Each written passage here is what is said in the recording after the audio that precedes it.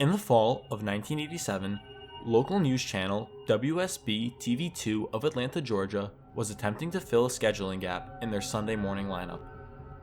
After a few solicitations by local business owners, they decided to allow the young Reverend Marley Sachs to take the available hour block to do a religious-themed show. It premiered October 18th with little promotion.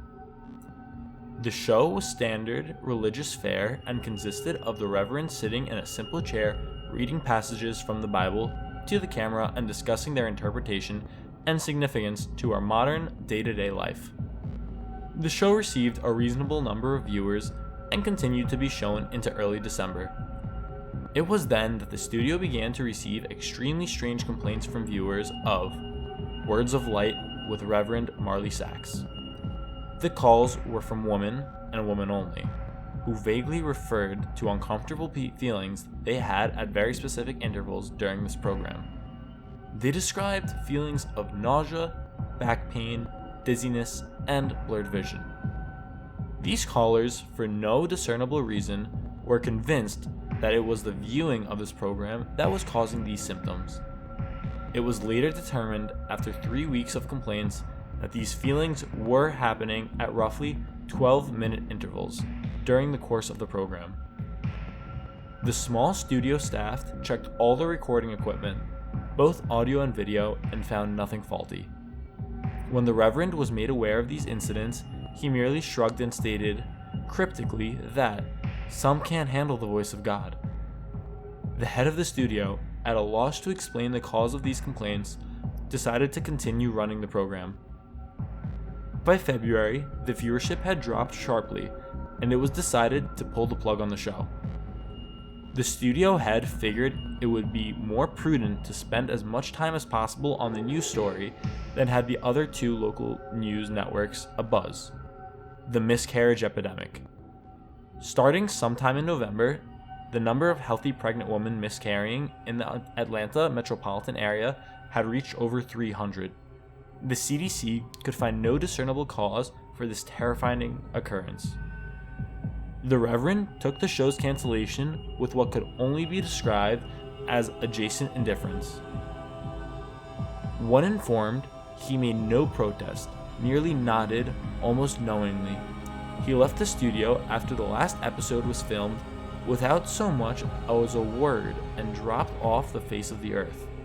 No one ever heard from him again, not his former congregation or any members of the church. The studio moved on, filling the slot with an infomercial, and continued to concentrate on the miscarriage story.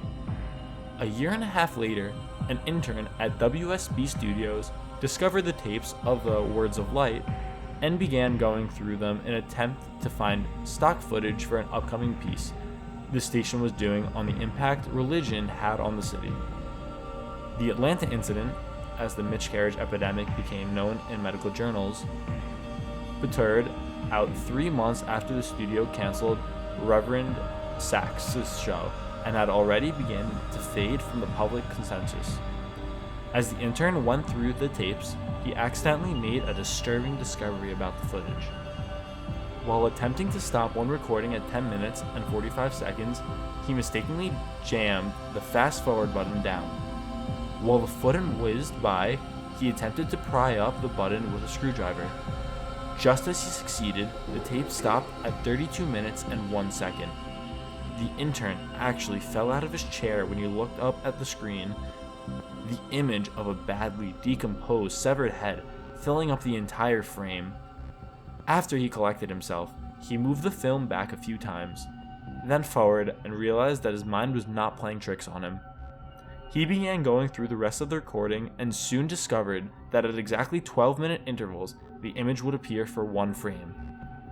Thinking it was some practical joke being played on the new guy, he presented it to one of the film technicians. Ready to be mocked, the technician was just as puzzled as him. No one had ever touched this footage since the cancellation of the show. After the studio had closed for the night, the intern convinced the tech to help him go through all the tapes of Words of Light. They discovered that every single episode had the same horrifying anomaly. They also realized that as the show progressed, the image had become more disgusting, as maggots began to eat away at loose flesh, and pieces of hair and skin seemed to have fallen off exponentially. The tech made clear to the intern that what they were seeing was technically impossible, since the film itself showed absolutely no signs of splicing, and he himself had been at every filming of the show and knew of no time when the image could have been inserted into the frame. All of this was presented to the studio head, who, fearing some kind of backlash over allowing this to get on air, ordered all tapes destroyed. He told the intern and tech that he had no interest in knowing who did it at this point, only that covering their collective asses is all that's important now. He demanded that they mention this to no one. The tech easily moved on, remembering the incident as a darkly funny personal anecdote, but the intern wouldn't let it go. He made copies of as many tapes as he could before they were wiped, and took them to see if he could find anything else in them that might point out to who did this or why they would. A week later, he attempted to rope the tech into helping him again, saying that he believed he had discovered something even more disturbing than the images themselves. When the single frames were edited together in chronological order, the head's mouth appeared to be moving as if trying to form words. The tech, fearing his job, told him to get rid of the copies and to not talk about it to anyone. A week later, police responded to a 911 call made by an elderly woman in one of the Atlanta suburbs at dusk. She had heard horrible noises coming from her next-door neighbor's house, where a young couple lived. She told the emergency responder that the wife was pregnant and that she was terrified that something had happened. When the officer arrived on the scene 20 minutes later, they found no lights on the windows and in the front door ajar. They moved in slowly and made their way into the living room. Inside, they found a young woman dead, with her abdomen slashed open.